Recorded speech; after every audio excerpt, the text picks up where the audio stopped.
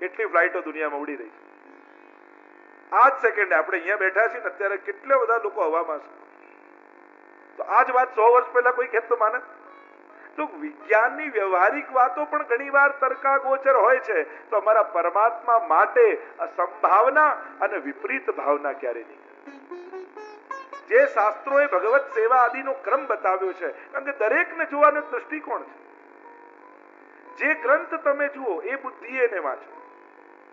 હવે તમે કોઈ વિજ્ઞાનની પુસ્તક ખોલો અને એમાં કે આનું ડિસેક્શન કરો, આ કરો, તમને એમ થાય આટલા ફૂલને તોડવાની શું જરૂર છે, આની તો સુગંધ લેવી. અરે આ વિજ્ઞાનની પુસ્તક છે, આમાં છેદ જ લેવા પડે તો જ ખબર પડે અંદર શું છે. એ રીતે કોઈ કવિતાની પુસ્તક લો અને એમાં એવું સુંદર વર્ણન, ચંદ્રમા જેવું મુખારવિંદ છે, શુકની નાસિકા જેવી ચા. હવે એવું જો ડ્રોઈંગ કરો તો કાર્ટૂન બને. તમે જો એવું ડ્રોઈંગ ખરેખર જેવું વર્ણન હોય એવું તમે આબેહૂબ બનાવો તો કાર્ટૂન બને બરાબર. પણ વાંચો કવિતાના ભાવથી તો તમને અદ્ભુત રસ આવે, કેવું સૌંદર્ય છે. કારણ કે ત્યાં કવિ બુદ્ધિ રાખવી પડે, કારણ કવિતાની પુસ્તક છે. વિજ્ઞાનમાં વૈજ્ઞાનિક બુદ્ધિએ વાંચવું પડે, એમ આધ્યાત્મિક ગ્રંથોમાં આધ્યાત્મિક બુદ્ધિએ જ વાંચવા પડે. આમાં તમે વિજ્ઞાન ગોતવા જાઓ, આમાં તમે વ્યવહાર ગોતવા જાઓ તો તમે ખોટા પડશો, કારણ કે આ ગ્રંથ જ આધ્યાત્મિક છે.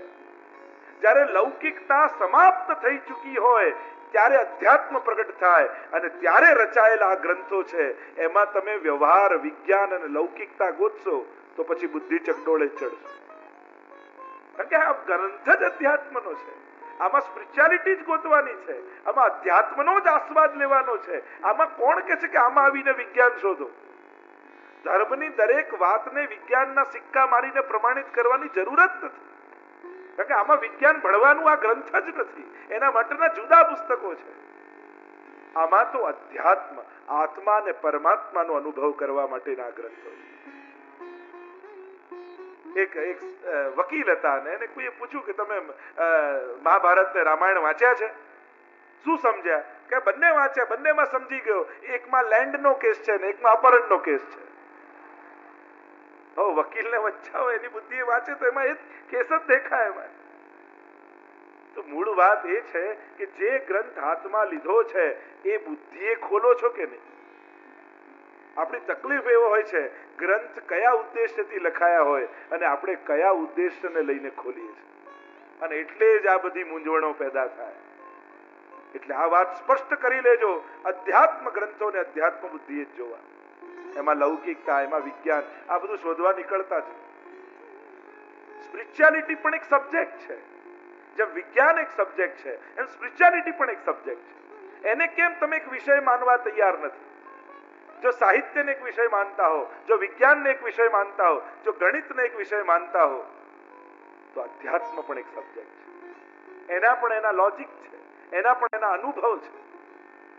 આજે આખી દુનિયાનો મોટો ભાગનો લોકો આધ્યાત્મિક છે, પણ એની શ્રદ્ધા ગમે ત્યાં હોય, પણ ક્યાંક છે. તો તર્કાગોચર કાર્ય કરતા ઠાકોરજીમાં આ સેવા કરતા આ બે બુદ્ધિ ની ગાંઠ. કારણ કે પ્રભુ કરતુમ, અકર્તુમ અને અન્યથા કરતુમ. અને એટલા માટે અસંભાવના કે પ્રભુ નાના છે ને એ આ ન કરી શકે એવું પ્રભુ માટે નહીં વિચાર. અને વિપરીત ભાવના એટલે કે દોષારોપણ, પ્રભુએ આવું કેમ કર્યું, ચીર કેમ હર્યા, રાસ કેમ કર્યું, રથમાંથી ભાગ્યા કેમ, મહાભારત યુદ્ધમાં આવું કેમ ઠાકોરજીએ કર્યું, આવી વિપરીત ભાવના પણ પ્રભુ માટે ન વિચારી શકાય. કારણ કે પ્રભુ જે દ્રષ્ટિએ જુએ છે એ દ્રષ્ટિ આપણી પાસે નથી. પ્રભુ જે કરવા માંગે છે એ આપણા સમજની બહાર હોય છે, અને એટલા માટે આપણે અલ્પમતી છીએ અને એ સર્વના અંતરાત્માનો દ્રષ્ટા છે. અને એટલા માટે આપણી સલાહની એને જરૂર નથી, આપણી એડવાઇસની જરૂર નથી. હું આમ ન માનું ને મને આમ ખોટું લાગે, મને આ સાચું લાગે, અને તારું તારા ઘરના લોકો નથી માનતા તો અમે શેનું માનીએ? મારું માનો તો આમ શા માટે માનીએ? માણસની બુદ્ધિ કેટલી! એ અલ્પમતી વાળો જીવ કે જેને સવારે ચા ન મળે માથું ચડી જાય, એ ભગવાનની વાતો કરવા નીકળે તો ક્યાં સુધી પહોંચવાનું?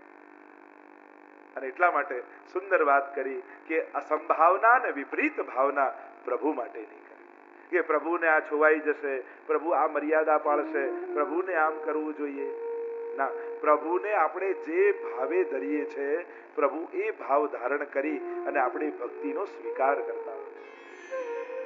અને આમ સુંદર સિદ્ધાંત અહીંયા આપણને સમજાવ્યો કે પ્રભુ માટે આવો ભાવ હૃદયમાં ધારણ કરવો જોઈએ. એક રાજપૂત સાથે વેર બંધાયું આમનું, અને પેલાને થયું કે આમને ક્યારેક લાગ આવશે ને એટલે મારીશ, એટલે તલવાર લઈને આવ્યો અને એકવાર જોરથી મારવા ગયો અને ઠાકોરજીએ પાછળથી હાથ પકડી લીધો. એ મારવાની કોશિશ કરે પણ હાથ વળતો જ નથી. અને ત્યારે એને સમજમાં આવ્યું કે પ્રભુ આની રક્ષા કરે છે, ક્ષમા માંગી. અને જગન્નાથ જોશીને પણ થયું કે મારે કોઈની જોડે વેર નહોતું બાંધવા જોઈતું, કારણ કે ઠાકોરજીને મેં શ્રમ આપ્યો. વૈષ્ણવે જીવન એ રીતે જીવવું કે ઠાકોરજીને ક્યારેય આપણા માટે શ્રમ ન કરવો પડે. એ રીતે જીવનમાં નિર્ણયો લેવા, એ રીતે જીવનમાં પસંદગીઓ કરવી કે આપણી ચિંતા પ્રભુને ક્યારે ન થાય. આવા વિવેકપૂર્ણ જીવન વૈષ્ણવના હોવા જોઈએ. વંદન કરીએ જગન્નાથ જોશીના ચરણમાં. આગળ જગન્નાથ જોશીને માતાની પ્રસંગ આવ્યો. બે દીકરા નરહરી જોશી અને જગન્નાથ જોશી મહાપ્રભુજીને પૂર્ણ પુરુષોત્તમ રૂપે માતાએ જોયા. બંને દીકરાઓ પર એવી કૃપા કરી કે એમને મહાપ્રભુજીમાં દ્રઢ શ્રદ્ધા થઈ. એવા એમની માતાને આપણે વંદન કરીએ. નરહરી જોશીની વાર્તા આવી. જગન્નાથજીના દર્શન કરવા માટે ગયા. પ્રભુ બાલકનું સ્વરૂપ ધારણ કરી રસ્તામાં જઈ રહ્યા હતા. મુકામ કર્યો અને ઉપરથી ઉતરીને એક 10 વર્ષના બાલક રૂપે આવ્યા અને કહ્યું કે મને રોટી અને દાલ આરોગવા આપીશ. માંગવા લાગ્યા. ઓળખી ન શક્યા કે પ્રભુ છે એટલે આપી દીધી. પાછો બીજો દિવસ એ જ સમય થયો ને પાછું પેલું બાલક આવ્યું. આવ્યું ને પછી તુરંત ગાયબ થઈ ગયું. એટલે એમને આશ્ચર્ય થયું કે આ કોણ છે? કોઈ ભૂત પ્રેત છે? કોઈ માયા છે? કોઈ છલ છે મારી સાથે? બીજા દિવસ થયો તો એ જ સમયે પાછું એ બાલક પ્રગટ થયું. મને દાલ રોટી આપ. એટલા ગભરાયા કે આ કોઈ મારી સાથે છલ કપટ થઈ રહ્યું છે, કંઈક છલ છે, કંઈક પહેલું છે. ગભરાયા. ભગવત બુદ્ધિ નહોતી એટલે ના પાડી, જા તને નહીં આપું, નહીં મળે. અને જયારે પાછા આવ્યા અને ત્યારે ખબર પડી કે આ બીજું કોઈ નહીં પણ ઠાકોરજી પોતે હતા. અને અહીંયા સિદ્ધાંત એ બતાવ્યો કે મહાપ્રભુજીના જે સેવક હોય એની નિકટ કોઈ મેલી વસ્તુ આવી શકતી નથી. અને એટલા માટે એને દ્રઢતા રાખવી કે પ્રભુ જ કૃપા કરે. કોઈ આડી આવડી વસ્તુ મહાપ્રભુજીના સેવકની નિકટ ના આવે. આપણે તો 252 ની વાર્તામાં નહીં કેવા પ્રસંગ આવે ને કે પેલો પ્રેત આવ્યો અને ડરાવવા લાગ્યો અને કહ્યું કે તમારી સેવાનું ફળ આપો તો મારો ઉદ્ધાર થાય. સેવાનું ફળ તો ના આપો. અચ્છા, એ એક દિવસની સેવાનું ફળ આપો કે એ ના આપું. ચલો એક દિવસ જારીજી ભર્યાનું ફળ આપો. કહ્યું જા તને આપી. અને એક દિવસ જારી ભરાનું ફળ આપ્યું અને પેલો પ્રેત યોનીમાંથી મુક્ત થઈ ગયો. વિચાર કરો, એક દિવસ જારી ભરવાના ફળથી પ્રેત યોનીમાંથી મુક્ત થવાતું હોય તો ધન્ય છે આ વૈષ્ણવો જે રોજ ઠાકોરજીને વિવિધ પ્રકારે સામગ્રી આરોગ્ય, વિવિધ જારીજીઓ ભરે છે. એવો બીજો પ્રસંગ આવે કે તારા સત્સંગનું ફળ આપ. તો કે એક ઘડીના સત્સંગનું ફળ આપ. ના આપ્યું કે તે સત્સંગમાં 5 તાળી વગાડીને કીર્તન ગાતા, એ 5 તાળીનું ફળ મને આપ. અને 5 તાળીનું પુણ્ય આપ્યું અને એની પ્રેત યોનીમાંથી એ મુક્ત થઈ ગઈ. વિચાર કરો, જ્યારે કથામાં, સત્સંગમાં, કીર્તનમાં જ્યારે ગવાતા હોય ત્યારે તાળી વગાડીએ તો 5 તાળીથી પ્રેત યોની મુક્ત થાય, તો જે અહર્નિશ ભગવત નામ લેતો હોય ઠાકોરજી એનો ઉદ્ધાર કેમ નહીં કરે? આવા અનેકવિધ પ્રસંગો વાર્તા સાહિત્યમાં ઉપલબ્ધ છે. આમ નરહરી જોશીના ચરણારવિંદમાં વંદન કરીએ. રાણા વ્યાસની કથા આવી, એનો પ્રસંગ આવ્યો. આ રાણા વ્યાસ ગોધરામાં રહેતા. આજે પણ ગોધરામાં બેઠકજી છે મહાપ્રભુજીના. ભણ્યા એટલે વિદ્વત્તાનો અહંકાર આવી ગયો. જાણવાનું સૌથી મોટું દુઃખ એ છે કે પછી મનમાં એવું થઈ જાય કે મારાથી વધારે કોઈ જાણતું જ નથી. માણસની અત્યારની સૌથી મોટી તકલીફ કેવી છે? એ બીમારી એક જ છે એને એમ થાય કે મારામાં હોવી જોઈએ એના કરતા બુદ્ધિ વધારે છે અને મારી પાસે હોવા જોઈએ એના કરતા પૈસા મારી પાસે ઓછા છે. આ બે માણસને હંમેશા સતાયા કરે. એમ લાગે આ બધા મૂર્ખાઓ, કઈ ખબર પડતી નથી, કઈ સમજતા જ નથી. પોતે ગમે તેટલો મૂર્ખ હોય પણ એને બધા મૂર્ખ જ લાગે. એટલે એને એમ જ લાગે કે મને આપવી જોઈએ એના કરતા ભગવાનથી થોડીક વધારે અપાઈ ગઈ મને બુદ્ધિ વધારે છે અને મારે હોવા જોઈએ એના કરતા પૈસા ઓછા મળ્યા મને. એને અફસોસ જ રહ્યા કરે. તો ભણીને આવ્યા તો વિદ્વત્તાનો અહંકાર પણ લઈને આવ્યા. હું જાણું છું, મને ખબર છે. અને સૌથી મોટી જાણકારી ભક્તિ માર્ગમાં તો એ છે કે હું કાંઈ જાણતો નથી, બસ એ જ આ બધા ગ્રંથો વાંચીને જાણવાનું છે કે મને તો કાંઈ ખબર પડતી નથી. પ્રભુ જ કૃપા કરીને જ્ઞાન આપે છે. કાશી ગયા, ભણ્યા અને ભણીને જ્યારે એમ થયું કે આ ગામમાં તો મારી જોડે શાસ્ત્રાર્થ કરે એવું તો કોઈ મારા જેવું વિદ્વાન કોઈ નથી, લાવ કાશીમાં જઈને શાસ્ત્રાર્થ કરે. અને ભગવાન કૃપા કરવાના હોય ને એટલે આપણો અહંકાર તોડી નાખે. આપણો બગાડ કરવાના હોય ને તો એવા લોકો આજુબાજુ ગોઠવી દે કે આપણા વખાણ કરી કરી કરી અને આપણને એવા ચગાવી દે, કારણ કે જેટલો ઊંચો ચડે એટલો જ પડવાનું વાગવાની વધારે સંભાવના રહે. પ્રભુ કાંઈ ને કાંઈ કરી આપણા પર કૃપા કરવા આપણું મદ તોડે છે. અને કાશી ગયા તો એવા શાસ્ત્રાર્થમાં ખરાબ રીતે હાર્યા કે મનમાં એવી ચોટ લાગી અહંકારને કે હું તો જીવન જીવવાને લાયક, કોઈને મોઢું બતાવવા લાયક. લાવ ગંગાજીમાં જઈને આત્મઘાત કરી લો, આત્મહત્યા કરી. એવો અહંકાર તૂટ્યો. એટલે માણસને સૌથી મોટું દુઃખ અહંકાર તૂટવાનું હોય. ઈગો હર્ટ થાય એ સૌથી મોટો દર્દ માણસનો. ગંગાજીના કિનારે સવારથી ઉભા છે, બસ આમાં કૂદીને મરી જાઉં, કૂદીને મરી જાઉં, કૂદીને મરી જાઉં. એટલામાં ત્યાં મહાપ્રભુજી પધાર્યા છે. અને કોઈ વૈષ્ણવ પ્રશ્ન કર્યો કે જયરાજ, કોઈ ગંગાજીમાં આત્મઘાત કરે તો એને કેવું ફળ મળે? ત્યારે કહ્યું, જો ગંગાજીમાં આત્મઘાત કરે તો મહાપાપ છે. આગળ તો કહ્યું કે 7 જન્મ સુધી એને આત્મઘાત કરવા પડે, એને તો પ્રેત યોની મળે, એની તો ગતિ ન થાય. બહુ મહાપાપ કહેવાય આત્મઘાત કરવું. એ મહાપ્રભુજીના વચન સાંભળ્યા એટલે અમને થયું રાણા વ્યાસને કે આ તો પાપ થઈ રહ્યું છે, આવું મારાથી ન થાય, શું કરું? મહાપ્રભુજીના શરણે આવ્યા. મહાપ્રભુજીના શરણે આવ્યા અને વાત કરી કે આ રીતે હું શાસ્ત્રાર્થમાં હાર્યો.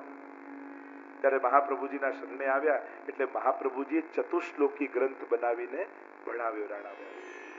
સર્વદા સર્વભાવેન ભજનીયો વ્રજાધિપ સ્વસ્યાયમેવ ધર્મો હિ નાન્યક્વાપી કદાચ એવમ સદાસ્મ કર્તવ્યમ. 4 શ્લોકમાં મહાપ્રભુજીએ ધર્મ, અર્થ, કામ અને મોક્ષ વૈષ્ણવના 4 પુરુષાર્થ સમજાવી દીધા.